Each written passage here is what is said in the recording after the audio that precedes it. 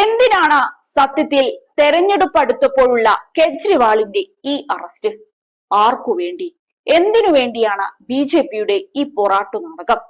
ആദ്യം ഡൽഹി ഉപമുഖ്യമന്ത്രിയായിരുന്ന മനീഷ് സിസോദിയ, പിന്നാലെ ഇപ്പോഴിതാ മുഖ്യമന്ത്രി അരവിന്ദ് കെജ്രിവാളും.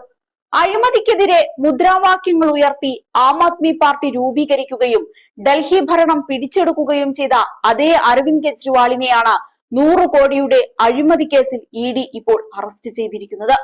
ലോക്സഭാ തെരഞ്ഞെടുപ്പ് തൊട്ടടുത്തെത്തി നിൽക്കെയാണ് ഇ.ഡിയുടെ ഈ തിരക്കിട്ട നീക്കമെന്നതും ശ്രദ്ധേയമാണ്.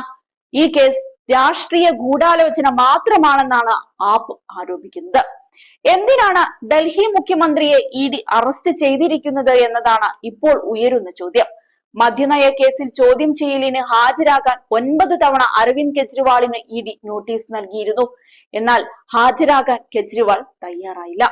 കേസിൽ തന്റെ അറസ്റ്റ് തടയണമെന്നുള്ള കെജ്രിവാളിന്റെ ആവശ്യം ഡൽഹി ഹൈക്കോടതി തള്ളിയിരുന്നു. ഇതിനു പിന്നാലെയാണ് ഇ.ഡിയുടെ അറസ്റ്റ് നീക്കം. 2021-22 ഡൽഹി മദ്യനയം തയ്യാറാക്കുന്നതിൽ കോടികളുടെ അഴിമതി നടന്നു എന്നതാണ് കേസ്. ഈ കേസിലെ പ്രധാന സൂത്രധാരനാണ് കെജ്രിവാൾ എന്നാണ് ഇ.ഡി ആരോപിക്കുന്നത്. ചില്ലറ മദ്യവിൽപ്പന മേഖലയിൽ സ്വകാര്യ കമ്പനികൾക്കുള്ള വഴിയൊരുക്കുന്ന മദ്യനയം രൂപീകരിക്കുന്നതിനായി ബി.ആർ.എസ് നേതാവ് കെ കവിത, ആപ്പ് നേതാക്കളായ മനീഷ് സിസോദിയ, സഞ്ജയ് സിംഗ് എന്നിവരുമായി ചേർന്ന് കെജ്രിവാൾ ഗൂഢാലോചന നടത്തിയെന്നും ഇ.ഡി പുറത്തിറക്കിയ പത്രക്കുറിപ്പിൽ പറയുന്നുണ്ട്. ദക്ഷിണേന്ത്യയിൽ നിന്നുള്ള സ്വകാര്യ ലോബിക്ക് നേട്ടമുണ്ടാക്കുന്ന തരത്തിൽ മദ്യനയം രൂപീകരിക്കുന്നതിനു വേണ്ടിയായിരുന്നു ഗൂഢാലോചന എന്നും ഇ.ഡി പറയുന്നു. സൗത്ത് ലോബി എന്ന് ഇ.ഡി വിശേഷിപ്പിക്കുന്ന ഈ ലോബി ആം ആദ്മി പാർട്ടിക്ക് 100 കോടി നൽകാനായിരുന്നു ധാരണയെന്നും ആരോപിക്കുന്നുണ്ട്. കേസിലെ ചില പ്രതികളും സാക്ഷികളും നൽകിയ മൊഴികളിൽ കെജ്രിവാളിന്റെ പേരുമുണ്ട്. റിമാൻഡ് നോട്ടിലും കുറ്റപത്രങ്ങളിലും ഇ.ഡി ഇക്കാര്യം വ്യക്തമാക്കിയിട്ടുണ്ട്. ഇ.ഡിയുടെ ആരോപണം ഇങ്ങനെയാണ്.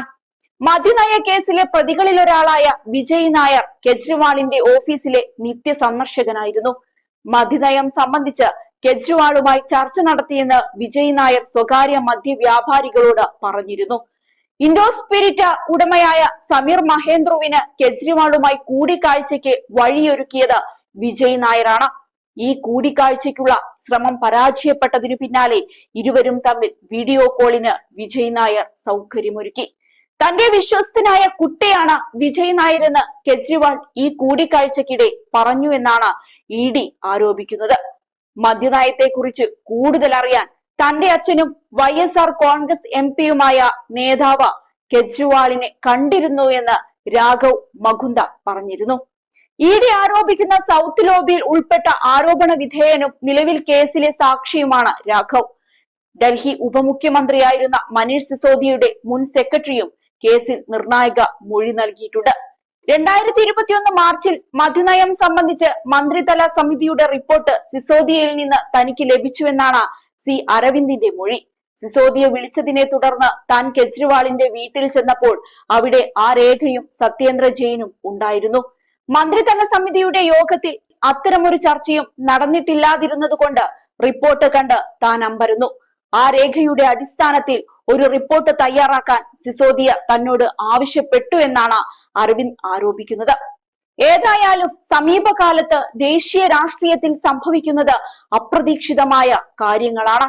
പ്രതിപക്ഷ നേതാക്കൾക്കെതിരെ കേന്ദ്ര അന്വേഷണ ഏജൻസികൾ കേസെടുക്കുകയും അറസ്റ്റ് ചെയ്യുകയും ചെയ്യുന്നത് തുടർക്കഥയാകുന്നു.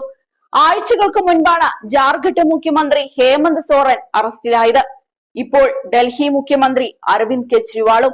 അടുത്ത ഇര രാഹുൽ ഗാന്ധിയാകുമോ എന്ന് കാത്തിരുന്നു കാണാം.